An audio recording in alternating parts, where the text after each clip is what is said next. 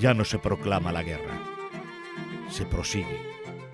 Lo inaudito se ha vuelto cotidiano. El héroe permanece lejos del campo de batalla. El débil se ha adentrado en la línea de fuego. El uniforme del día es la paciencia, la condecoración, la estrella miserable de la esperanza sobre el corazón. Nunca deja de sorprenderme y emocionarme la voz de nuestro compañero Víctor Barús, esta vez recitando un fragmento del poema Cada día de la poeta y novelista austriaca Ingeborg Bachmann, que ha sido una de mis sorpresas encontrarme con ella en este libro La chica de la Leica, que trabajamos hoy en nuestro episodio, el episodio número 6 de Érase una red.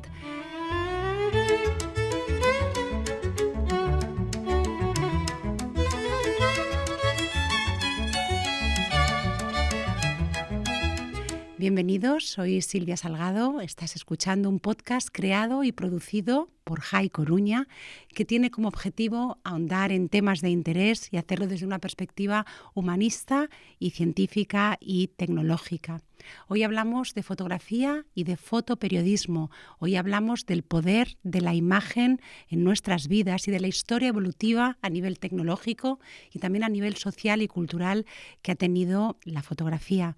Cuento conmigo con la presencia de dos invitados excepcionales a los que doy las gracias por ese sí rotundo, sin concesiones que nos han dado para estar hoy aquí. Nos acompañan Pablo Medina y Pep Páramos.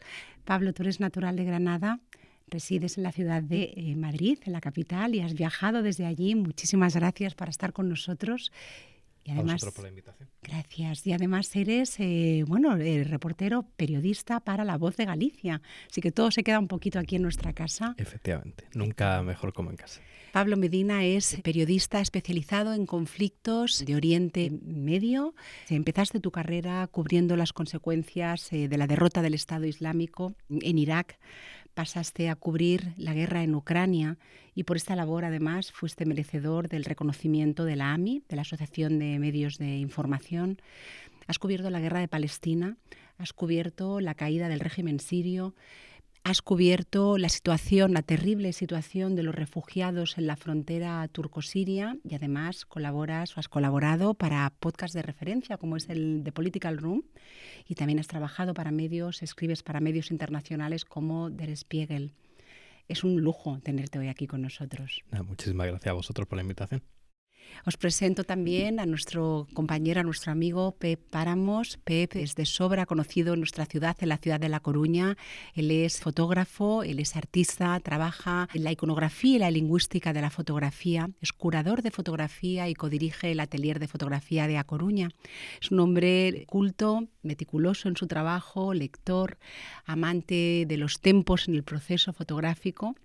Además, creo que la mayoría de sus fotografías están hechas con soporte fotoquímico, con lo cual hablar con él de inteligencia artificial y de cómo ha evolucionado la fotografía en todo este tiempo va a ser interesante. Y además me gusta, quiero decir, que cultivas la poesía. Tienes un poemario que se llama La Isla Perdida.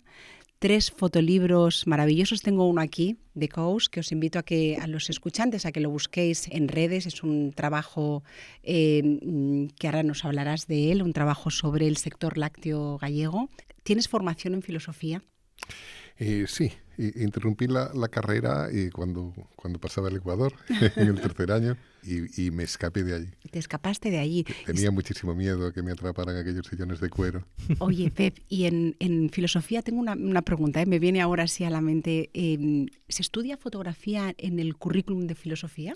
No, en absoluto. Quizá puede salir algo relacionado con el tema de la fotografía en una asignatura de semiótica, pero no es normal. O quizá en estética, en filosofía del arte, quizá puede surgir, tratar brevemente el discurso fotográfico, pero no es lo común. Escogimos, queridos escuchantes, la lectura de un libro muy peculiar, un libro que se publicó en el año 2018 de título La chica de la Leica. La chica de la Leica está escrito por Helena Janeksek, que es alemana, de origen de familia judeo-polaca, igual que lo fue Gerda Taro.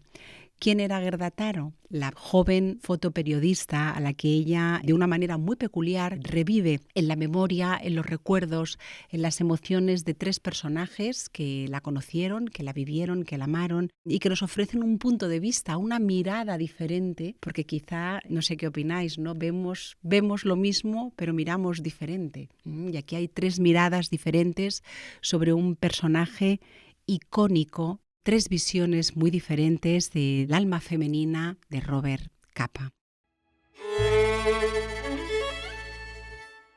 Debió haber un tiempo en la historia de la fotografía en la que alguien pensó que si éramos capaces de volver más vívidas las imágenes de las atrocidades, de lo terrible que ocurría, quizá la mayoría de la gente podía pensar que las guerras pues eran una monstruosidad. Se equivocaron, porque las imágenes de violencia siguen siendo hoy territorio común, siguen siendo lugar común para todos nosotros, cada vez lo son más. Hasta la Primera Guerra Mundial, que se sepa, el combate como tal estaba muy fuera del alcance de las cámaras. Tuvieron que aligerarse las cámaras, aparecer cámaras más sencillas, más ligeras, menos pesadas, como la Leica, que tenían una película de 35 milímetros y que podían exponerse hasta 36 veces antes de volver a recargarse, para que pudieran registrarse los acontecimientos bélicos tal y como estaban ocurriendo. Podemos decir, y a lo mejor no sé si me equivoco, me contáis vosotros, que el fotoperiodismo de guerra moderno nació en España. En la Guerra Civil, allí estuvieron, entre otros, André Friedman y Gerda Pooril. ¿Quiénes eran estos 2 personajes? Pues nada más y nada menos que el alma masculina, Friedman, el húngaro de origen judío, André Friedman, y el alma femenina, esa joven alemana que huyó del nazismo, que era Gerda Pooril. Ellos decidieron, y esto lo cuenta muy bien este libro, La chica de la Leica, ella decidió, fue la ideóloga de ese seudónimo Robert Capa que todos conocemos. Idearon ese seudónimo pues, para poder desarrollarse mejor, vender mejor sus fotografías, ¿no? Poder hacer más digno su oficio de fotoperiodistas. La historia de la fotografía, la evolución fotográfica ha sido, a nivel tecnológico, ha sido un disparate, ha sido una autopista hacia arriba.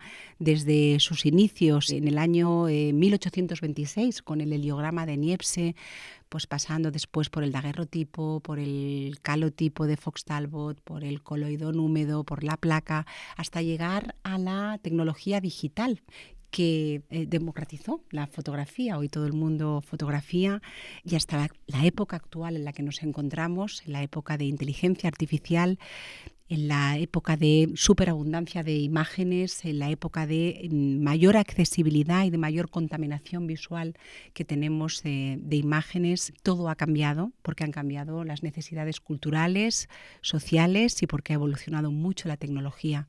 La chica de la Leica nos ha permitido pues, traeros a vosotros y va a permitir que iniciemos esta conversación para hablar del poder de la imagen y de fotoperiodismo y de fotografía y su evolución. Voy a empezar contigo, Pablo.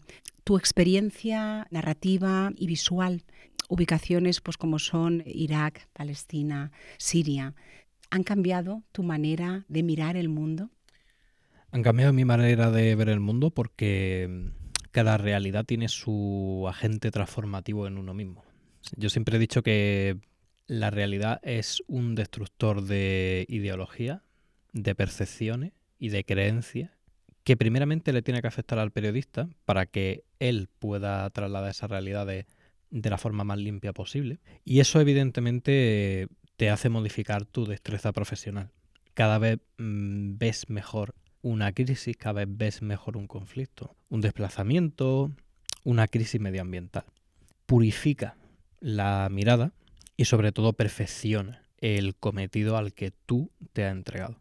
Y voy a hacerte una pregunta que a lo mejor es simple, pero creo que puede ser compleja en su respuesta. ¿No crees que la primera víctima de todos estos conflictos que tú, además, pues gracias a ti y a periodistas y profesionales como tú, pues nosotros nos enteramos, ¿no crees que la primera víctima de un conflicto puede ser la verdad? No, la verdad siempre está muerta antes de que empiece el primer bombardeo, se dispare la primera bala. Siempre hay relatos que se usan para lanzar a una gente sobre otra y enfrentarla en un conflicto armado o en un conflicto social. La realidad ya parte de ese punto muerto. De la verdad ya no se encuentra en ningún lado, simplemente se encuentra una narrativa. En ese sentido se puede discutir mucho, pero tal vez uno de los primeros fallecidos en un conflicto sea la propia cotidianidad. El hecho de que todo se convierta en un ejercicio de vida o muerte. El salir a comprar pan, el abrir tu negocio, el desplazarte, el atender una boda. Todo eso se convierte en una suerte de trampa. Vamos con la verdad y seguimos con las imágenes. Pep, la fotografía per se no es una interpretación del mundo. Cuando nació la fotografía, quiero pensar que nace como un intento de reflejar, de ser fidedigna con la realidad. Pero hoy en día eso ha cambiado muchísimo. Y a veces pienso que cuando vosotros, los fotógrafos, decidís qué exposición vais a utilizar, cómo componéis. De hecho, cuando encuadráis, estáis tomando la decisión de excluir algo. Entonces, las personas concebimos la fotografía como una verdad, pero realmente quizá es un punto de vista per se. Y además algunas fotografías se vuelven o contribuyen a edificar una moral colectiva. La fotografía es un punto de vista. Yo creo que efectivamente lo es. Solo hay que pensar que el segundo gran libro de fotografía, el primero es el de Anna Atkins, que son esos herbarios con algas hechos con el registro de la cianotipia. Y este libro de Henry Fox Talbot, El lápiz de la naturaleza, en el título lo dice todo. El propósito es dibujar, el propósito es obtener imágenes de una manera cómoda y sencilla. Un poco... Digamos que en este final de los tiempos de la fotografía, puesto que ahora ya venimos hablando de posfotografía, hay como una especie de vuelta a esos orígenes, en el sentido de que lo que se persigue es producir imágenes y no como durante mucho tiempo esa fotografía de la que nos hemos enamorado como género, que parecía pretender capturar reflejos y ser como un molde tomado a la realidad a través de la luz, a través de lo visual. En cualquier caso, por ejemplo, la famosa fotografía de Kevin Carter, donde ves un buitre que está esperando que un niño perezca en África, que es una imagen absolutamente brutal. Kevin Carter murió por ello. Bueno, no solo por ello, sino porque en el ejercicio del fotoperiodismo, todo lo que había visto, tenía una depresión muy potente y vivía un alcoholismo terminal. Pero lo que le mata en realidad es la controversia acerca de esta imagen cuando se dice que él ganó un Pulitzer denegando la ayuda a este niño moribundo. Y esa fotografía, es puro efecto del encuadre, es simplemente esa porción visual que Kevin Carter pensó que sería una buena fotografía para la prensa y para sacar adelante el tema del que se ocupaba. Y en realidad, cuando se toma la fotografía, el niño está a escasos 3 metros de un campamento de ayuda. Es más, el niño sobrevivió, el niño estaba protegido, estaba siendo ayudado. Simplemente en ese momento abandonó la tienda, es tan poco poético decirlo, para realizar sus necesidades al aire libre. Y esta es la verdad de la fotografía. Y ahí es donde vemos cómo el encuadre, esa elección, marcó una fotografía icónica por la que pagó. Esa elección fue la que marcó un relato también, ¿no? La que supuso una verdad determinada, ¿no? Es verdad, la fotografía espero que la podamos poner nuestros compañeros, la de Kevin Carter, que se quitó la vida después de ganar el Pulitzer por esa fotografía. Por la polémica surgida en torno a esa obligación ética de ayudar. Ética es una palabra que va a salir bastante en este podcast. Pablo, voy contigo. Quiero leerte algo que dijo Robert Capa. Robert Capa dijo: en una guerra hay que detestar o amar a alguien. En todo caso, hay que tomar partido, porque si no, no hay forma de soportar lo que ocurre. Y yo te pregunto, como periodista, ¿puedes ser objetivo un periodista hoy en día, bueno, hoy y con todo el dolor que hay fuera, con todo lo que acontece ahí fuera, ¿puede ser objetivo un periodista ante ese dolor? No puede ser objetivo absolutamente. Y me explico. Cada decisión que toma un periodista al aproximarse a la realidad es una decisión subjetiva. El hecho de cubrir un tema, el visitar un país, el enfoque que le da a ese tema que quiere escribir o fotografiar o grabar, ya es una decisión subjetiva. La trampa está en pensar que ser subjetivo consiste en trampear lo hecho, en falsearlo. Nosotros tenemos un ejercicio de honestidad con lo hecho. Nosotros tenemos que recogerlo y trasladarlo. Somos vasos comunicantes entre realidades. Eso es lo que no podemos, digamos, falsear o contaminar. Lo que tenemos que hacer es devolverlo tal como lo hemos recogido, hacia una gente que no entiende o no comprende o no conoce esa realidad. Objetividad no existe demasiada, pero sí que existe la honestidad de recibir y trasladar la verdad. Sé que has leído este libro, La chica de la Leica, que no es un libro fácil, hay que decirlo a nuestros escuchantes, es un libro que está muy documentado y quizá ese sea también, o ese punto de exceso de documentación sea también su punto débil en cuanto a la fluidez, pero aparecen nombres propios de una época muy convulsa, aparecen nombres propios como el de David Seymour, de Chim, que fundó con Robert Capa, fue uno de los fundadores de Magnum, de la agencia Magnum. Aparecen nombres en este libro como el de Neruda, como el de Hemingway. Eran tiempos convulsos, se habrían sorprendido muchísimo Robert Capa y Gerda Taro, por ejemplo, de saber cómo seguimos y cómo está el mundo, ¿no? Cómo sigue el mundo. Pero en ese momento el fotoperiodismo tenía unos aires de, ¿cómo decirlo?, como de glamour. Es verdad además que había muy pocas imágenes, Pep, había muy pocas imágenes por entonces y las imágenes estaban muy buscadas. Ahora vivimos en un momento, una etapa de muchísima abundancia de imágenes, que es una de las características, creo, de la posfotografía que comentabas, Pep.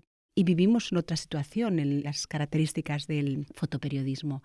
¿Cómo está el fotoperiodismo en nuestro país? ¿Tiene buena salud? No, porque la tendencia general entre los medios es que los fotoperiodistas, los redactores, vayamos a menos. No es un fenómeno solo nacional, también internacional, pero la situación no es la más halagüeña y sobre todo porque en ese sentido también hemos perdido esa condición de figura respetada o que hay que tener cuidada porque procura un servicio a la ciudadanía. Ya nos hemos convertido en objetivo en muchas guerras. Lo hemos visto en Palestina, lo hemos visto en Ucrania, lo hemos visto en tantísimos países.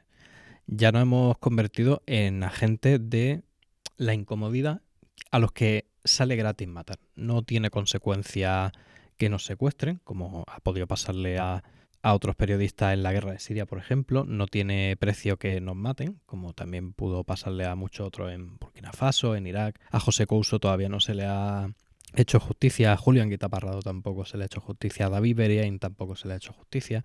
Somos unos ejercitores de un poder que es el control de los gobiernos o de la gente que está por encima de los pueblos, pero no tiene consecuencias que nos pase nada. Y eso supone el riesgo de que el pulso entre poder y ciudadanía se decante por la primera balanza. Esto que me dices, déjame que vuelva a Capa.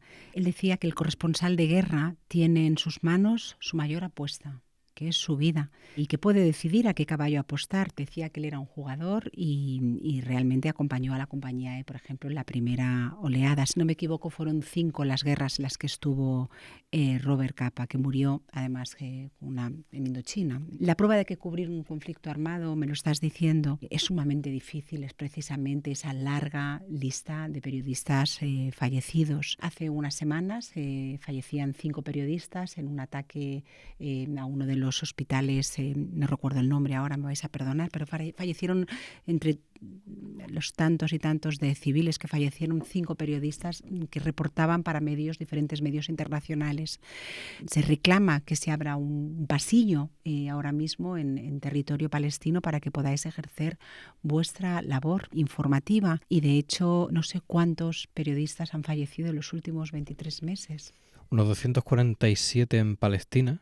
Es el conflicto en el que más periodistas han muerto de toda la historia. Y se ha visto que dejar sin ojo y sin oído a una comunidad entera también significa dejar sin ojo y sin oído al resto del mundo.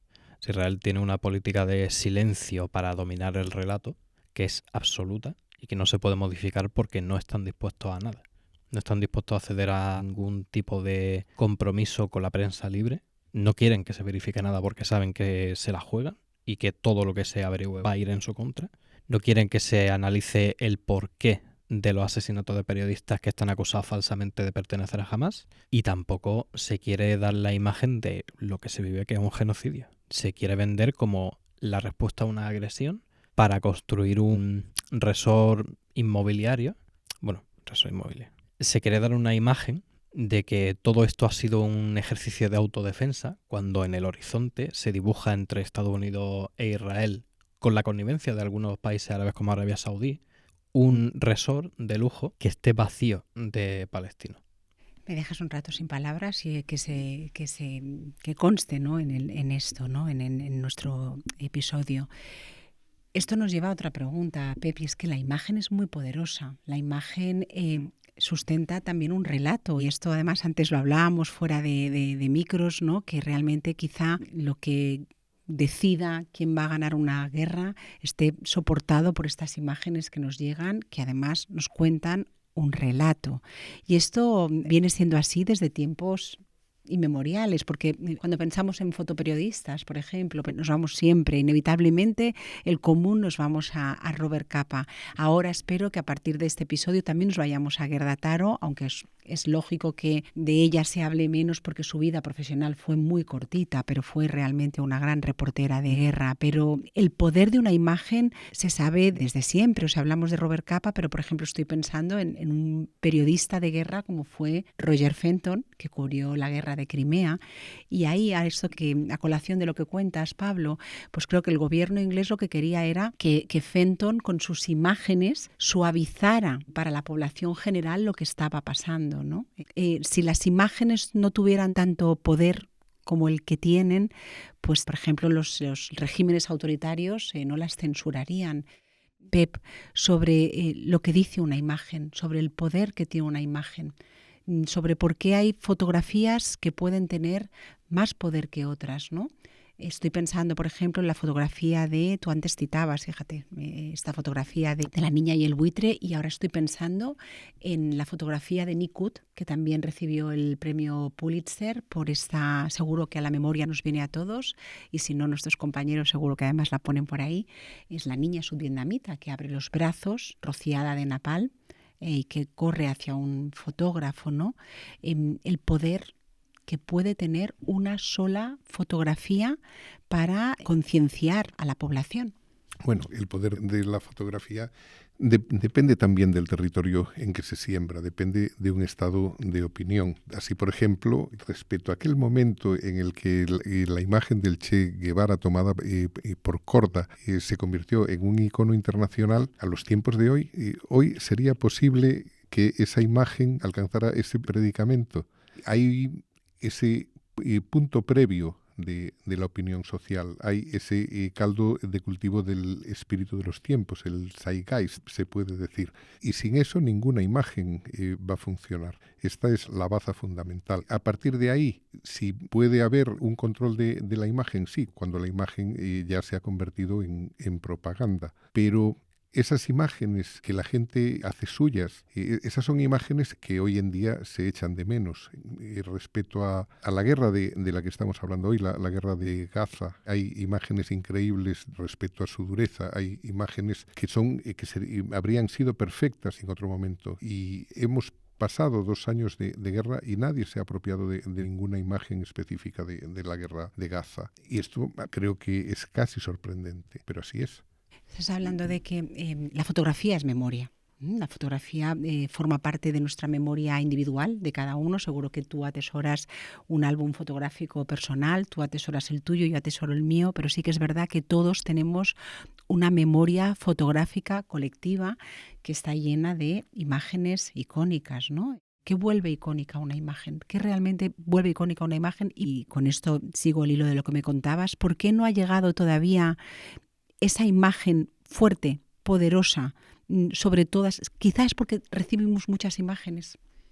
No ha llegado una imagen fuerte y poderosa que todavía nos sobrecoja tanto como para decir, basta. Esto pasó en la guerra de Vietnam, con toda la fotografía a color de Larry Barros, que fueron al final 4 o 5 imágenes las que decidieron que la sociedad pues clamara y que decidiera que Estados Unidos no podía seguir haciendo lo que estaba haciendo, ¿no? Mi pregunta es, ¿qué vuelve icónica una imagen? Y si ha llegado ya, y eso también es para ti, Pablo, si ha llegado ya esa imagen, o si una imagen puede detener una guerra. Que una imagen pueda detener una guerra ahora mismo es bastante difícil, porque los únicos que pueden detener ahora mismo una guerra son quienes son jefes de gobierno. O sea, es decir, la fuerza militar solo derrota a la fuerza militar Rusia o Estados Unidos, que tienen unas grandes capacidades militares y que en consecuencia necesitarían para frenar ciertos conflictos generados por su acción un movimiento social igual de fuerte. El problema que suscita esa necesidad de los movimientos sociales fuertes es que la sociedad ya no confía en la información. Y cuando la información se ve defenestrada de su posición de motor o de vehículo de la realidad, es imposible que se generen respuestas ante injusticia o ante totalitarismo o ante catástrofes naturales. Se necesita una recuperación de los equilibrios de poder y se necesita otra vez que el periodismo vuelva a ser el controlador o el árbitro que separe la paja del grano.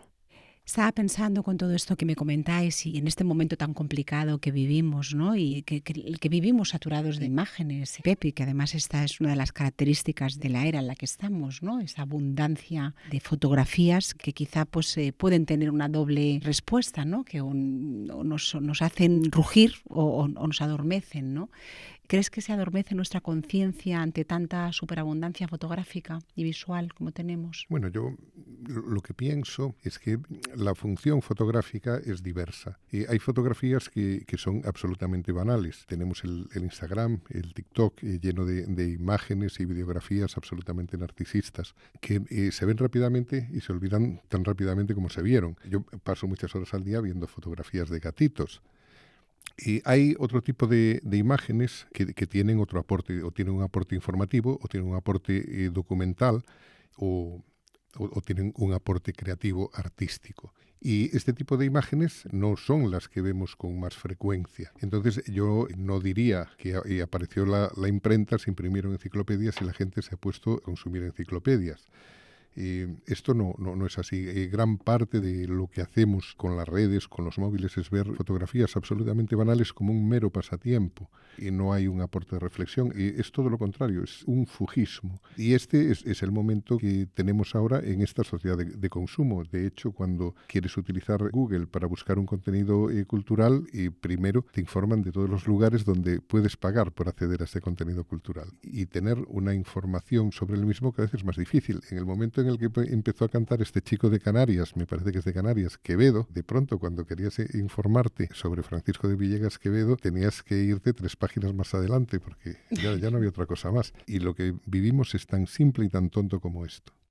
Realmente quizá en 200 años de fotografía ha habido como 2 grandes revoluciones, por así decirlo, ¿no? Revoluciones democratizadoras de la imagen, ¿no? Porque cuando la fotografía nació, pues era para unos pocos, ¿no? Realmente era para unos pocos privilegiados o para científicos. Las cámaras eran realmente muy pesadas, era muy costoso y realmente era como un lenguaje en la fotografía, esa escritura con luz, era algo que todos, incluso yo cuando era pequeña, no hace tanto, o sea, hace mucho. Pero sí que es verdad que pensabas que la fotografía era un arte que podían practicar los profesionales de esa disciplina artística, ¿no? Y esto ha cambiado totalmente porque la tecnología digital, la aparición de las cámaras digitales, se democratizó antes con la Kodak, creo, ¿no? Que la cámara Kodak Brownie, ¿no? Pero realmente fue la tecnología digital que además la tecnología digital, curiosamente, nace, tengo entendido, por una necesidad militar.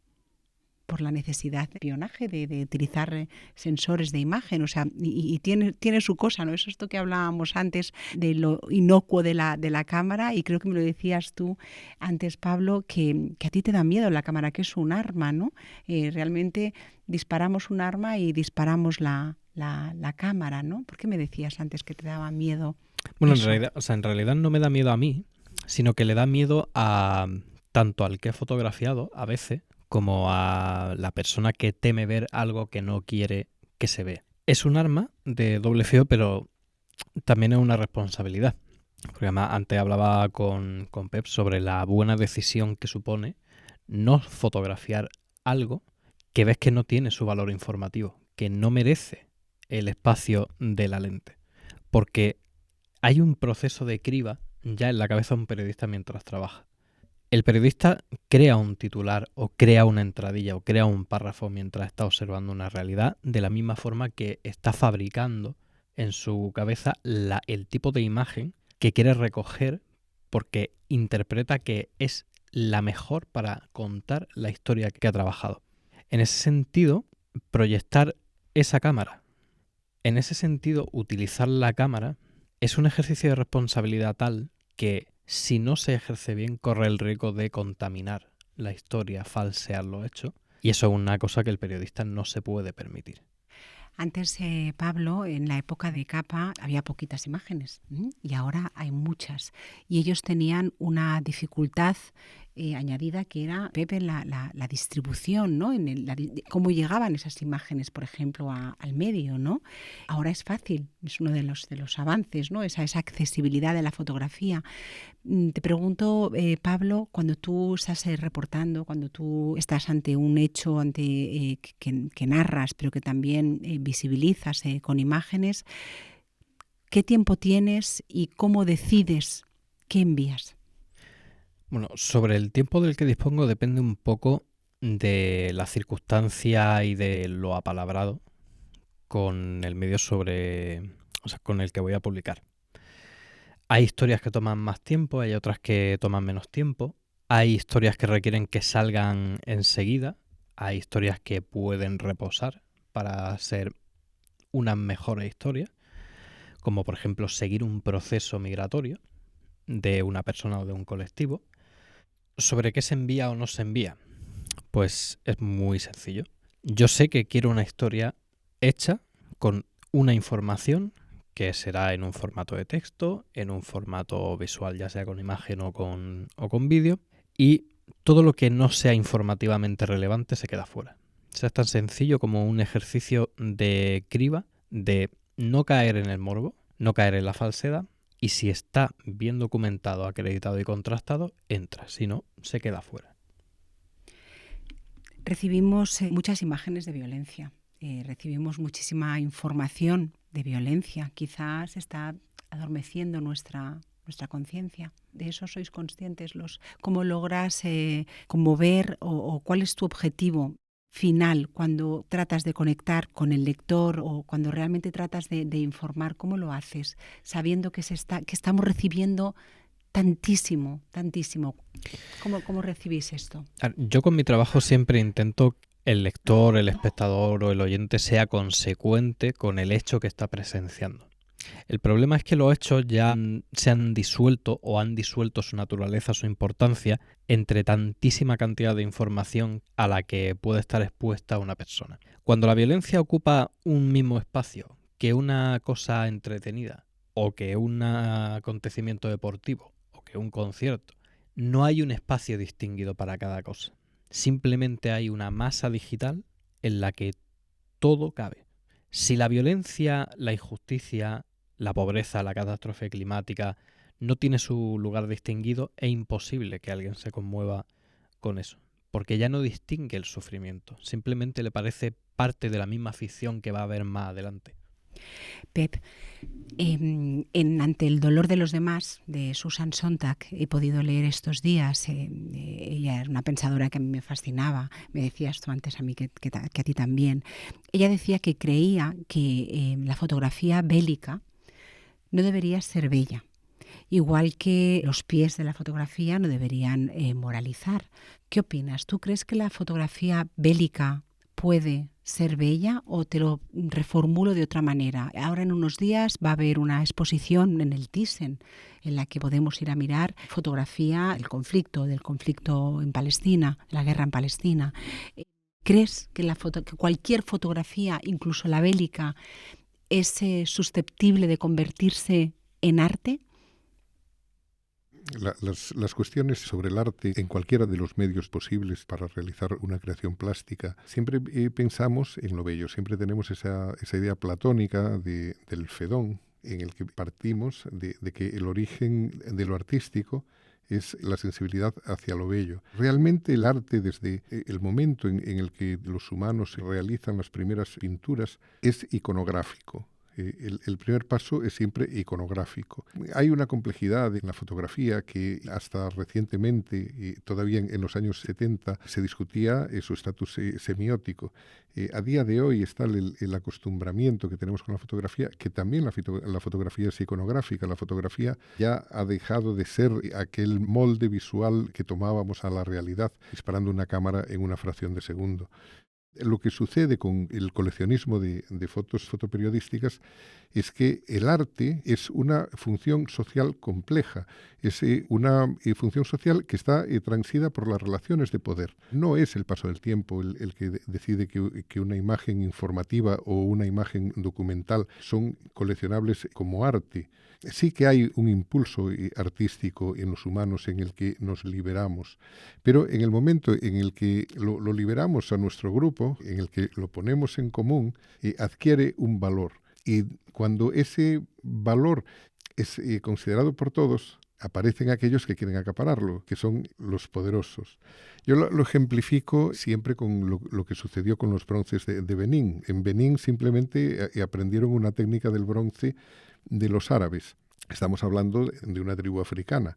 Cuando llegan los británicos y a los primeros exploradores les agreden los beninenses, y a resultas de lo cual se presentan de nuevo los británicos con una fuerza militar, toman los poblados y como castigo les quitan los bronces y se los llevan al Museo Británico, lo cual fue algo dramático para ellos porque este arte era identitario, es un arte además exquisito. De todas maneras, esos bronces ya estaban en manos de los más poderosos en Benín, no estaban en todas las casas, no todo el mundo tenía un bronce y mucho menos podían tener 8.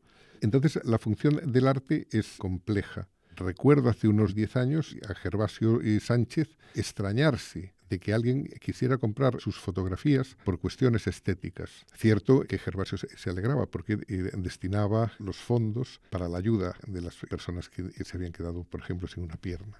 Me gusta que nombres a Gervasio Sánchez como uno de los grandes referentes que tenemos en nuestro país, que los tenemos, ¿no? Comentabas antes, Pablo, en la tertulia que teníamos presencialmente, que tenemos a grandes fotoperiodistas, tenemos a grandes fotógrafos también en nuestro país que han ganado el Pulitzer. Me viene a la mente ahora Emilio Morenat, que es uno de los grandes que admiro profundamente. Y él comenta que la situación del fotoperiodismo, por ejemplo, Pablo, en nuestro país no está tan mal como en países autoritarios, por ejemplo, pero no está tan bien como por ejemplo en los países anglosajones, donde hay ciertas figuras que se mantienen, ¿no?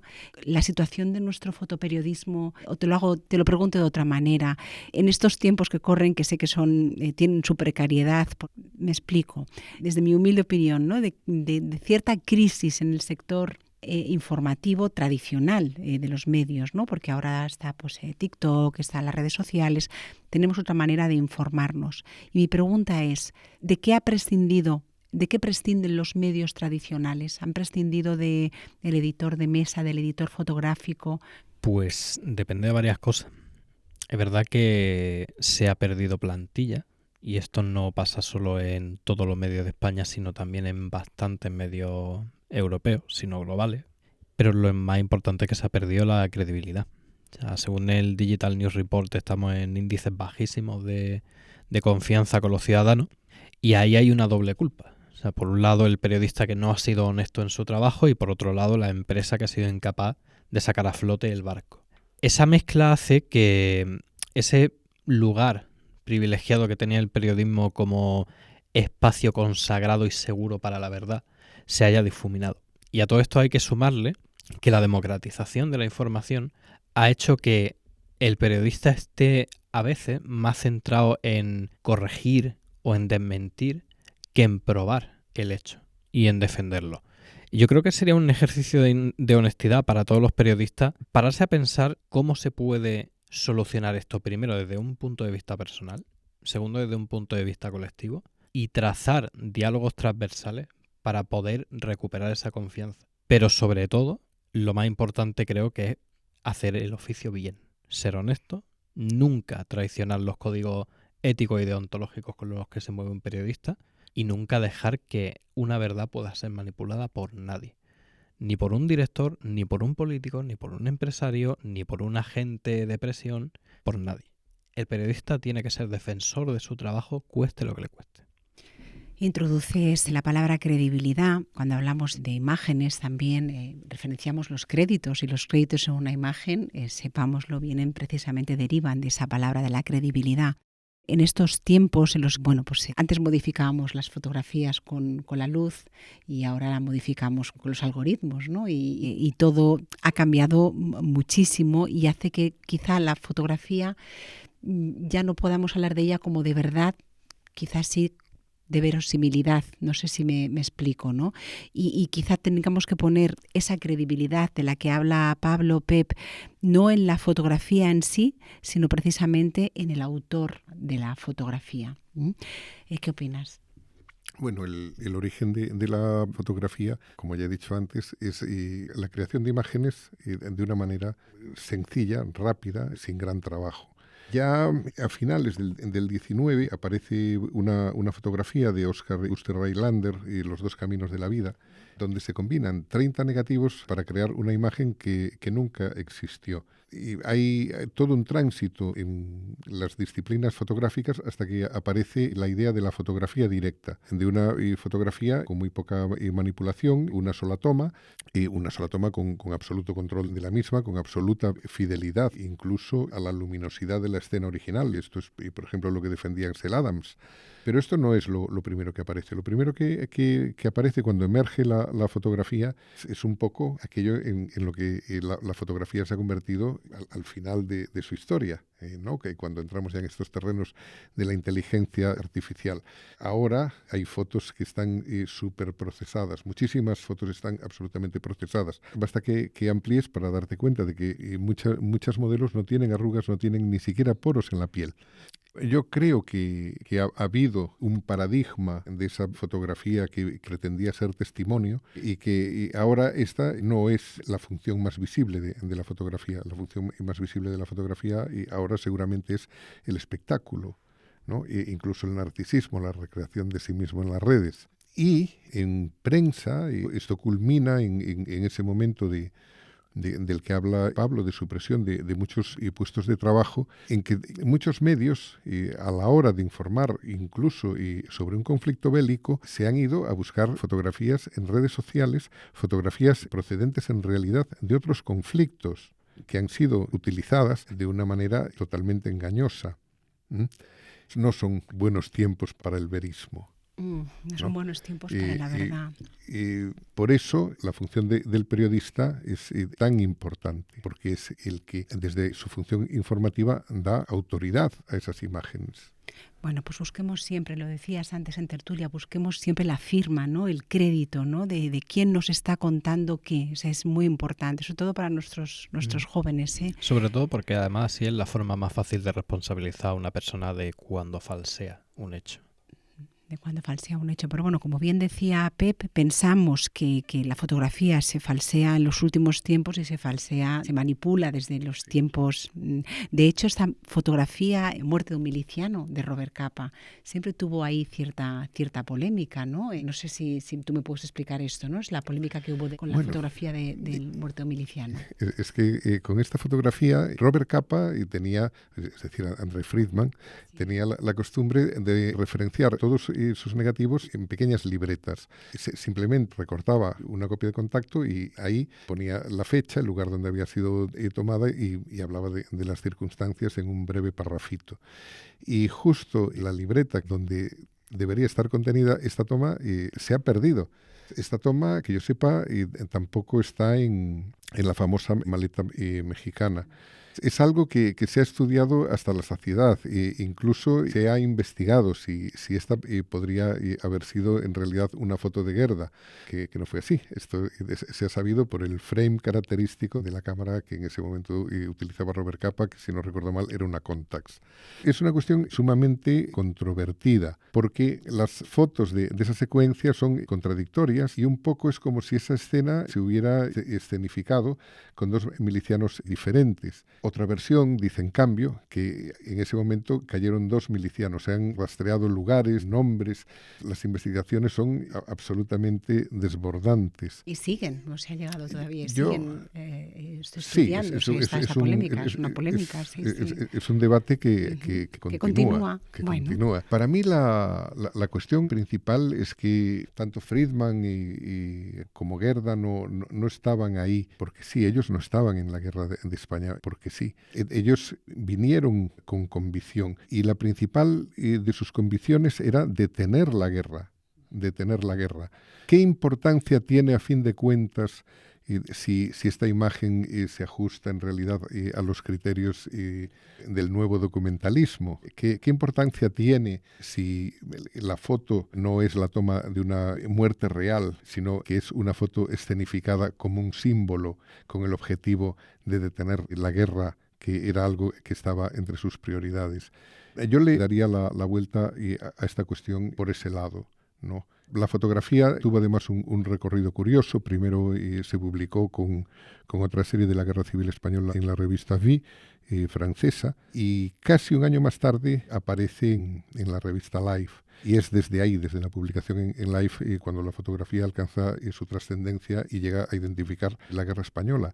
Pero es que en esa publicación de Life, en el montaje de página con página, justo sobre la foto de Robert Capa se cerraba un anuncio también con fotografías de un producto capilar. Un producto capilar, es cierto. Sí. Esa siempre, digamos, que construimos la historia como algo interesantísimo y arrebatador, pero la historia al final es una cosa más simple. Es lo que sucede en el día a día y esa grandeza de ciertos momentos simbólicos en realidad nos la hemos imaginado. En realidad esa es la función simbólica de la iconografía, esa es la función semiótica del primate humano.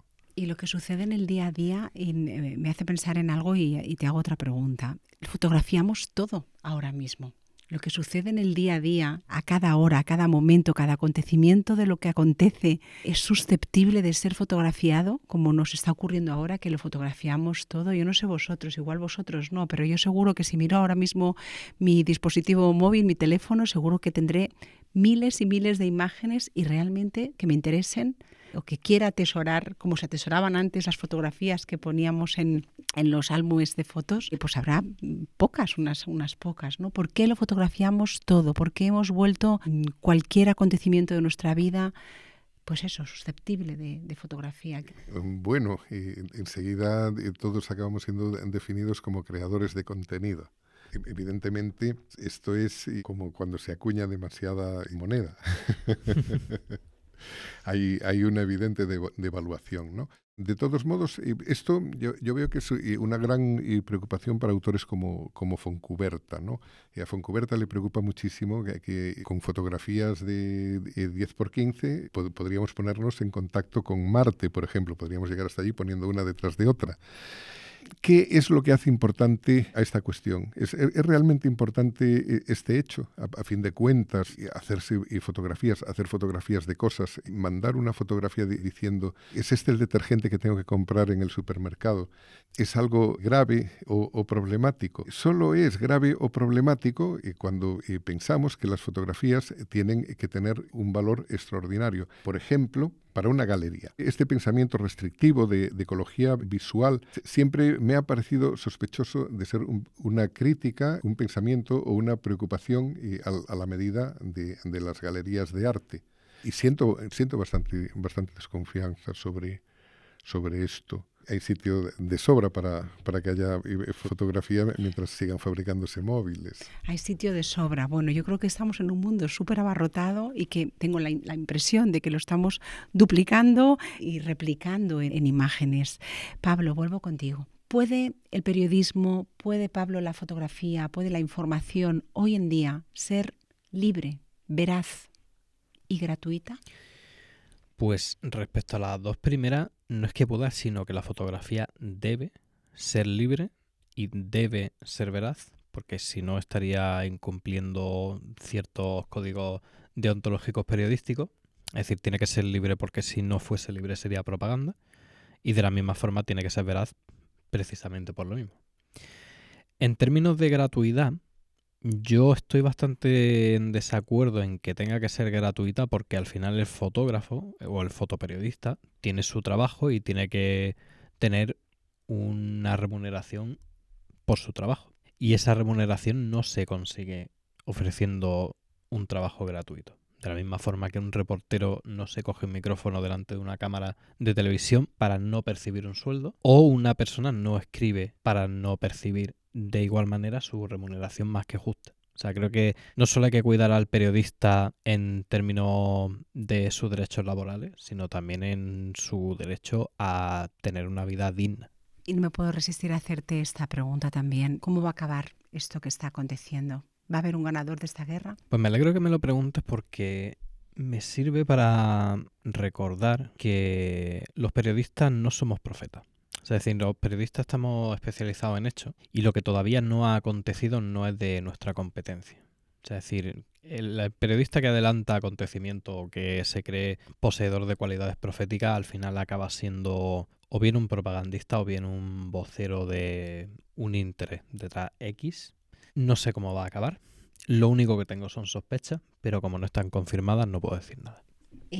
Pep, cuando acabemos de grabar este episodio va a ser un poquito tarde y seguramente se habrán hecho en el día de hoy más de 5 millones de fotografías. Quizá uno de los cambios más importantes de esa historia evolutiva de la tecnología fotográfica se haya producido en estos 25 primeros años del siglo XXI con la inteligencia artificial, con las redes sociales, con el smartphone.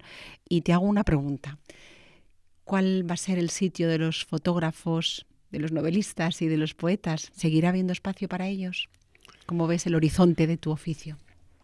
Yo creo que sí van a estar en la memoria los artistas y los creadores y los científicos, por supuesto los fotógrafos, en la memoria. Ahora nos exponemos a una gran herramienta de simulación y una gran herramienta de plagio, una herramienta que secuestra textos y fotografía, absolutamente todo tipo de información y la fusiona, y que su manera de operar es simplemente ofrecer un diálogo convincente y hemos comprobado en numerosas ocasiones que no tienen ninguna obligación de veracidad, simplemente porque carece de conciencia. Es simulación, es recombinación de datos. Yo creo que es un camino difícil, pero no me cabe duda de que nuestro ingenio conseguirá domesticar esta herramienta y hacerla producir nuevos productos. Es muy posible que la relación cultural con eso que llamamos realidad y que ha sido querido durante tanto tiempo por el racionalismo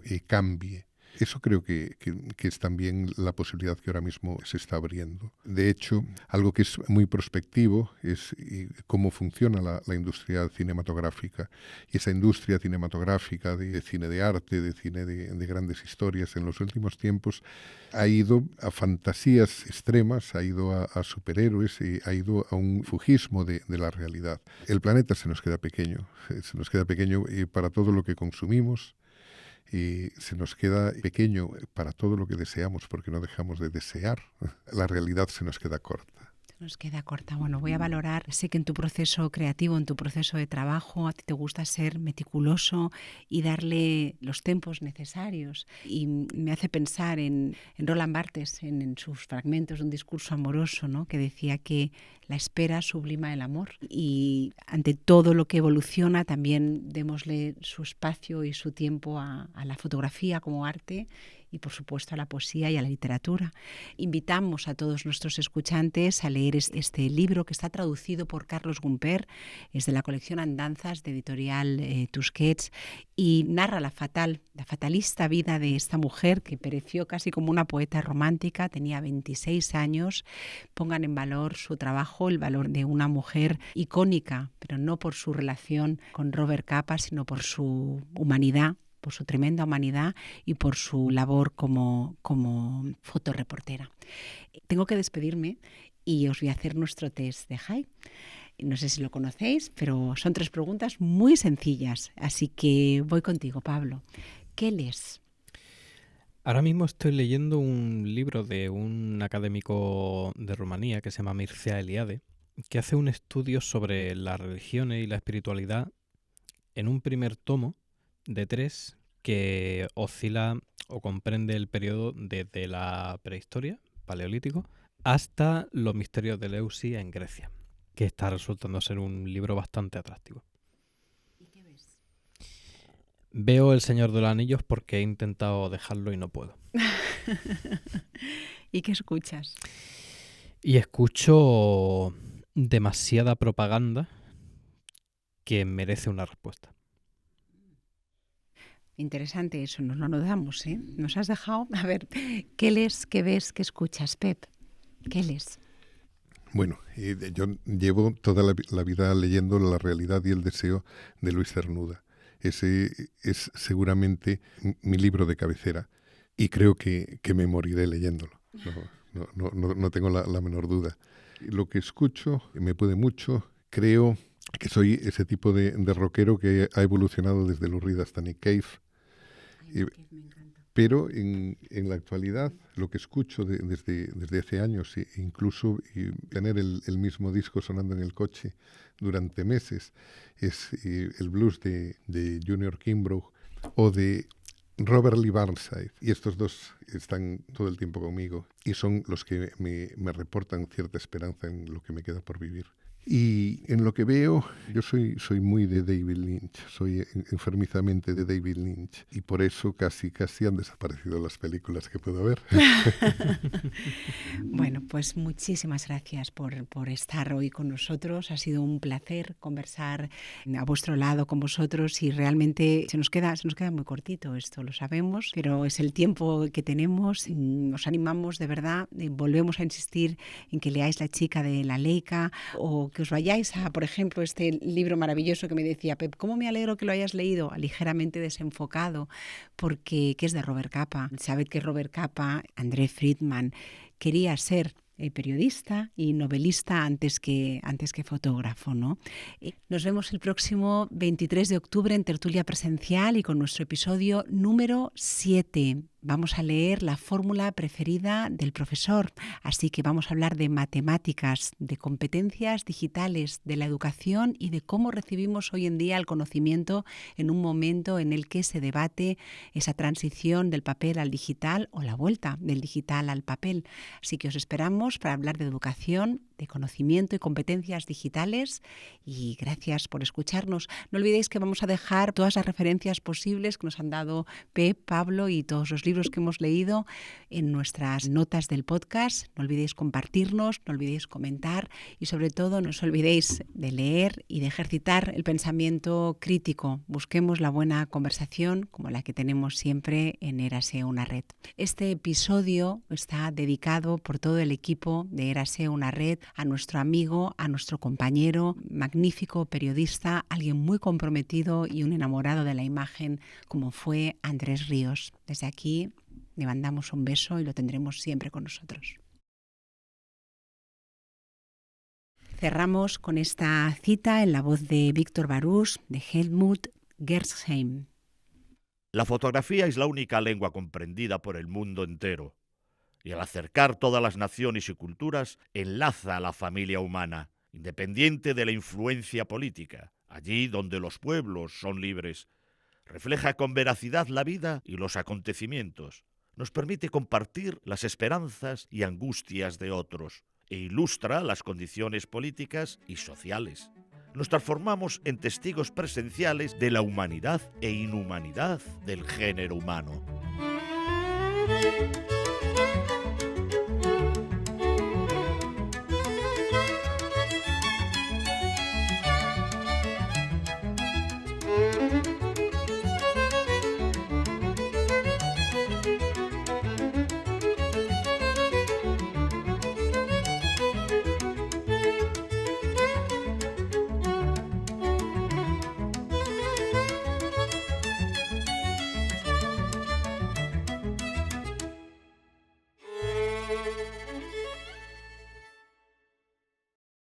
No, pero sí, lo que pasa es que también pegarse una paliza de coche de 6 Claro, horas... es que él viene desde Madrid, pobre. Claro. Ah, que no sabíais, lo he dicho, la tertulia, no lo he dicho. No, duermo aquí, duermo aquí. Ah, vale. Bueno. El Mycar de Plaza Pontevedra, el hotel que está justo enfrente del Gadi. Yo no sé cuál es. Pues lo importante es que está cerca de Shamrock y luego me voy a tomar unas cervecillas que hace falta. Bien, tú sabes. Tú sí que sabes. Que era mi bar de confianza cuando vivía aquí, joder. Nosotros también nos servirá. Fantástico.